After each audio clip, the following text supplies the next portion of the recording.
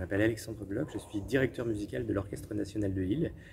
J'ai fait mes études au Conservatoire de Paris, puis j'ai été aussi en Angleterre, à Manchester, et j'ai fait quelques masterclass un petit peu partout dans le monde, notamment aussi à Tanglewood aux États-Unis, avant de devenir d'abord premier chef invité à l'Orchestre symphonique de Düsseldorf, puis il y a 4 ans ici directeur musical de ce bel Orchestre national de Lille qui habite ce nouveau siècle.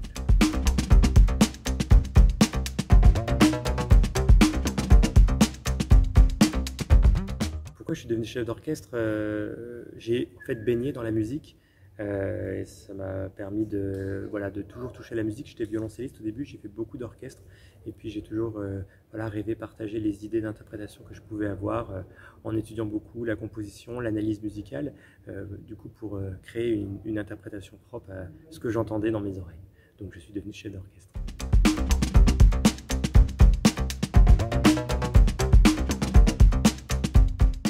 Lorsque je dois choisir un programme ou choisir une forme de concert, j'ai toujours en tête d'avoir l'artistique en premier. C'est toujours très important d'avoir une excellence artistique au sein de l'Orchestre national de Lille, qui est vraiment un orchestre national de grande envergure et avec énormément de talents, musiciens talentueux à l'intérieur.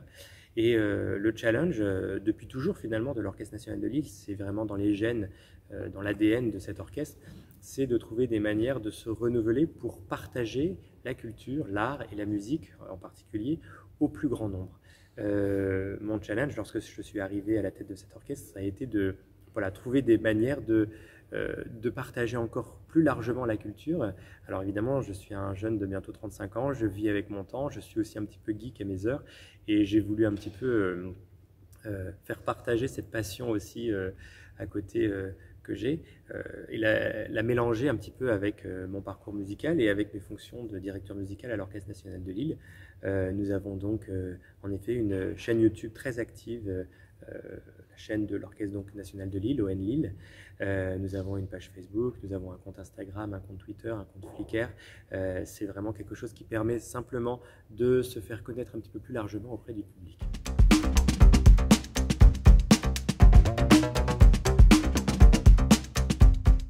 Donc dans le fait de moderniser les concerts, j'ai toujours en tête de garder donc cette notion artistique en premier et de faire en sorte que le programme soit attractif et intéressant pour plusieurs types de publics, qui soit construit aussi musicalement et artistiquement pour l'orchestre, aussi pour les connaisseurs aussi, c'est très important, qu'on ait un fil rouge au sein de notre saison, qu'on ait un fil rouge au sein de notre programme également. Les artistes qui sont invités pour, par exemple, se produire en concerto, ou les chefs invités qui dirigent l'orchestre lorsque moi je ne suis pas là, sont des grands artistes de renom. Et puis nous accordons une place importante aussi à la création artistique. Nous avons des compositeurs en résidence qui nous permettent de créer un lien spécial avec un ou différents compositeurs pour créer aussi la musique d'aujourd'hui et ne pas seulement se tourner vers le passé.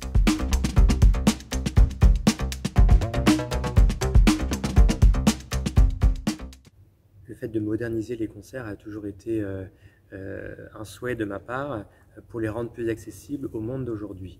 Ça ne veut pas dire qu'on va lâcher tout le côté traditionnel, bien sûr, d'un concert. Et dans une saison, l'orchestre fait à peu près 130 concerts, donc il y a plusieurs types de concerts différents à proposer pour différents types de publics. La force de l'Orchestre national de Lille, c'est de réunir au sein d'un même concert plusieurs différents publics, que ce soit des publics, on va dire, plus traditionnels, que ce soit des scolaires, que ce soit des fois des demi-salles d'étudiants, que ce soit des enfants qui viennent aussi beaucoup assister à nos concerts, même parfois en période scolaire ou le soir dans une heure normale. Mais nous avons aussi beaucoup de propositions qui sont adaptés spécifiquement au jeune public, par exemple. Nous avons des Familissimo qui sont notamment en général les samedis à 18h30 avec des programmes et des longueurs de programmes aussi adaptées, parfois présentés, parfois en interaction aussi avec le public et les enfants.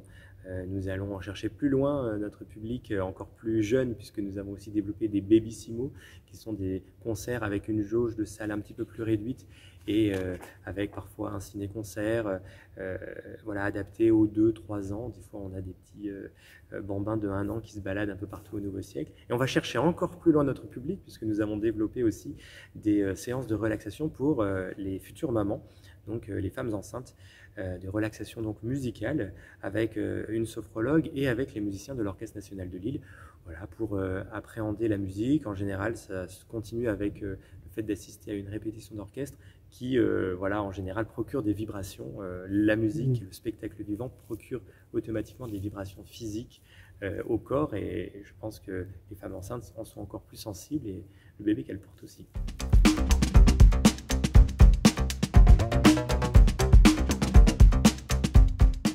Alors au-delà des projets que je mène auprès des jeunes, ceux que j'ai déjà évoqués, donc avec les Familissimo, les Bébissimo, la relaxation musicale pour les femmes enceintes, nous avons aussi développé un projet très particulier il y a maintenant 3 ans qui s'adresse plus largement au public, hein, pas forcément que aux jeunes, mais qui est très attrayant pour les jeunes. C'est les concerts Smartphony qui permettent de rentrer en interaction avec les artistes sur la scène grâce à une application smartphone que nous avons développée, qui n'est pas un gadget, qui permet vraiment en première partie du concert de développer énormément de clés d'écoute sur une grande pièce du répertoire symphonique, et évidemment avec une façon ludique, une façon amusante aussi de s'amuser avec les éléments musicaux, mais surtout de découvrir en fait tout cet univers orchestral que souvent beaucoup de personnes ne connaissent pas. Nous avons fait le test déjà 2 fois, et à chaque fois c'était d'abord un grand succès au moment du concert, mais surtout un grand succès puisque j'ai posé la question au public, j'ai demandé ceux qui étaient présents ces jours-là poussaient les portes du nouveau siècle pour la première fois, et en général on voyait à peu près les 2 tiers de la salle qui levaient la main.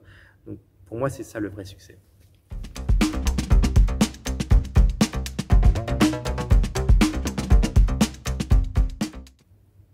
Lorsqu'on souhaite découvrir la musique classique, les goûts et les couleurs, vous savez, c'est très personnel. Personnellement, moi, je viens de l'univers de l'orchestre et j'aurais envie de suggérer de venir à un concert d'orchestre. D'abord parce qu'il y a beaucoup d'artistes sur la scène. Chaque artiste, son rôle est vraiment de ressentir au maximum ses émotions, les émotions que lui procure la musique, pour les transmettre au public. Lorsque vous avez 50, 80, 90, 120, 200 musiciens sur la scène, les émotions sont autant décuplées que de nombre de musiciens qu'il y a sur la scène.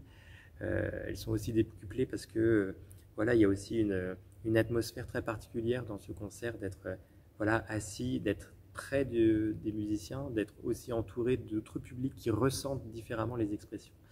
Et voilà, j'aurais tendance à dire pour l'année prochaine, par exemple, venez écouter en février, je crois que c'est en janvier ou en février, la Symphonie fantastique de Victor Berlioz.